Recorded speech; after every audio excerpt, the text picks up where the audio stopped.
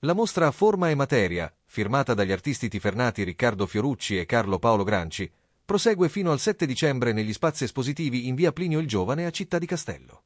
L'esposizione si propone come un'esperienza sensoriale, aperta non solo agli appassionati d'arte, ma anche alle persone con disabilità visiva o cognitiva, che potranno toccare le opere e percepire direttamente i materiali utilizzati.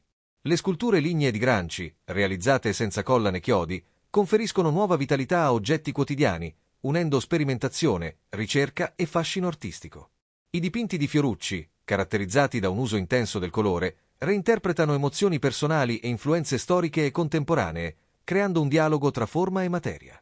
L'iniziativa, accolta con interesse dagli assessori alla cultura Michela Botteghi e alle politiche sociali Benedetta Calagreti, valorizza il patrimonio culturale locale e promuove l'accessibilità artistica per tutti, contribuendo a consolidare la sensibilità culturale della città e a rendere l'arte un'occasione di inclusione e partecipazione.